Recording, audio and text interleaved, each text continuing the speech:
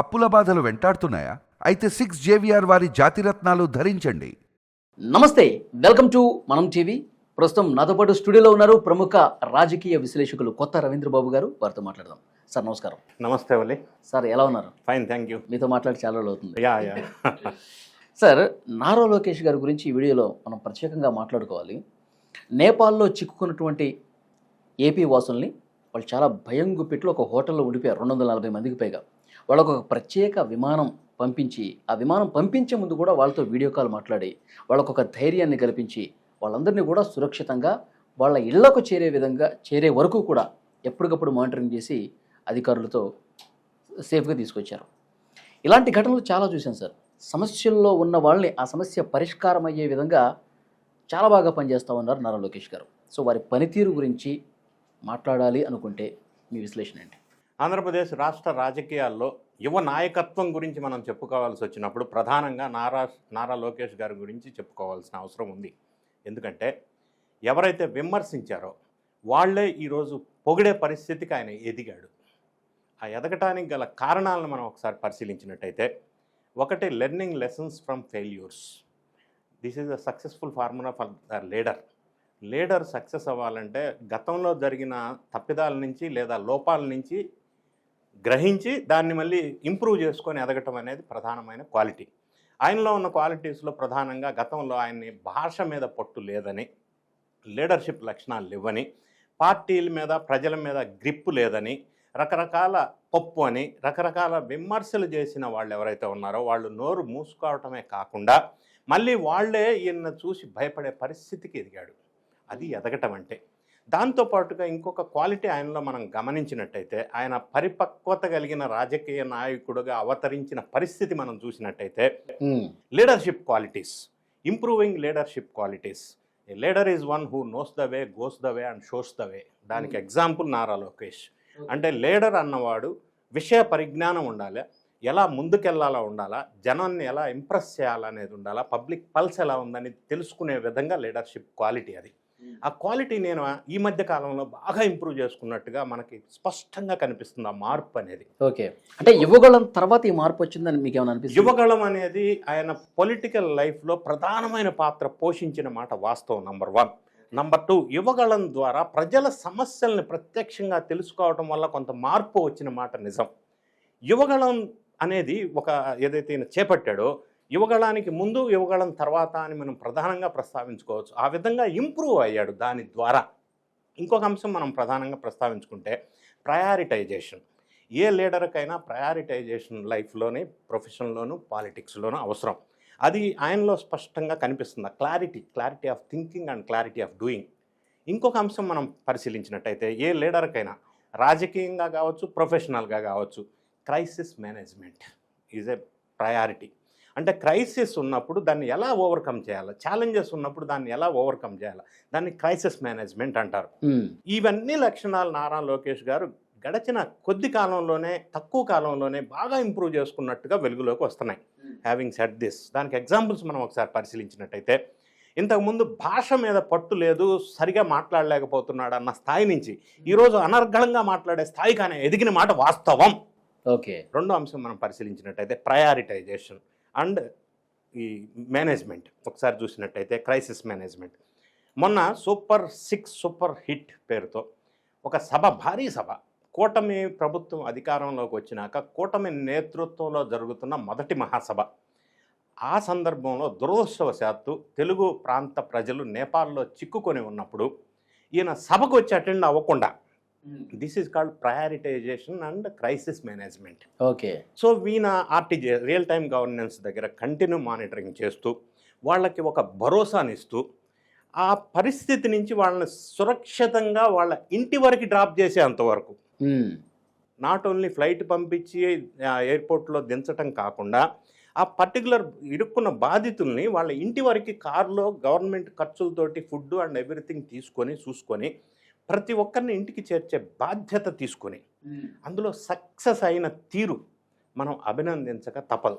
అవును. ఇంకొక అంశం, మనం లీడర్షిప్ గురించి మాట్లాడుకున్నాం. నారా లోకేష్ గారు ఈ మధ్య కాలంలో లీడర్గా పరిపక్వతగా ఎదిగారు అనటానికి నిదర్శనం మనం ఒకసారి, లేదా ఎదిగేటట్టు వాళ్ళ తండ్రి గారు చేశారు అనటానికి ఒక నిదర్శనం ఏంటంటే ఈ మధ్య కాలంలో ఫ్రీక్వెంట్గా ఢిల్లీ విజిట్స్. అంటే ఢిల్లీలో చక్రం తిప్పుతున్నాడు అని నేను అనను, కానీ ఆ బాధ్యత తీసుకోవటం అనేది లీడర్షిప్ క్వాలిటీకి నిదర్శనం. చంద్రబాబుకి పేరు అది చక్రం తిప్పి. ఆయన నేర్పించగలిగారు కొడుకుకి, ఆ విధంగా గ్రూమ్ చేయగలిగాడు, ఆ విధంగా బాధ్యతలు ఆయనకు అప్పచెప్తూ స్లోగా ట్రాన్స్ఫార్మ్ చేస్తున్న ఫేజ్గా దీన్ని మనం అనిపిస్తూ ఉంది. నిజమో కాదో మనం పక్కన పెడదాం. ఎవరైనా తండ్రి చేయాల్సిన బాధ్యత అది, వాస్తవమే, యాక్సెప్ట్ చేయాలి మనం. అయితే ఈయన ఈ మధ్యకాలంలో ఫ్రీక్వెంట్గా ఢిల్లీలో మంత్రుల్ని కలవడం, డెవలప్మెంట్ స్టేట్ డెవలప్మెంట్ గురించి నిధులు సమీకరణలో సక్సెస్ అవటం.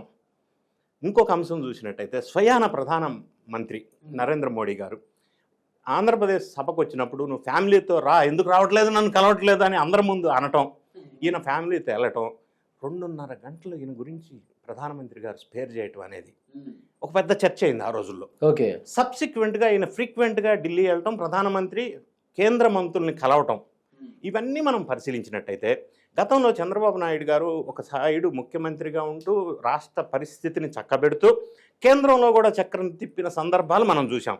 ఇప్పుడు డిఫరెన్స్ ఏంటంటే కేంద్రంలో పరిస్థితులను చక్కబెట్టే బాధ్యతలు నారా లోకేష్కి ఇచ్చిన నేపథ్యం, దాన్ని ఆయన ప్రూవ్ చేసుకున్న సందర్భం, అది అప్రిషియేట్ చేయాలి.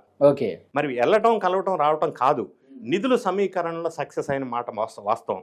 సరే, అది డబుల్ ఇంజన్ సర్కార్ ఉండటం వల్ల అడ్వాంటేజ్ అని రాజకీయమైన స్టేట్మెంట్స్ పక్కన పెడితే, ఈయన నిధులు తీసుకురావటంలో, ప్రతి మంత్రి కేంద్ర మంత్రిని కలవటంలో, ప్రధానమంత్రిని ఎన్నిసార్లు కలవటంలో లాజిక్ ఏంటని కూడా చాలా చర్చలు జరుగుతూ ఉన్నాయి ఇప్పుడు సోషల్ మీడియాలో. ఏదేమైనా రాష్ట్ర అభివృద్ధి కోసం తండ్రి బాటలో నడుస్తూ ఆయన దగ్గర నుంచి నేర్చుకున్న, పుణికి పుచ్చుకున్నటువంటి వ్యూహాత్మకమైన నిర్ణయాలు తీసుకోవటంలోనూ, రాజకీయంగా ఎదగటంలోనూ ఈయన చాలా వరకు సక్సెస్ రేట్ సాధించాడు అని మనం తప్పకుండా చెప్పవచ్చు. ఇంకొక అంశం మనం చూద్దాం.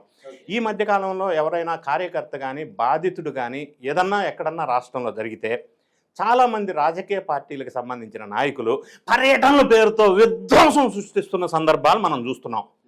పేరు పర్యటన, సృష్టించేది విధ్వంసం.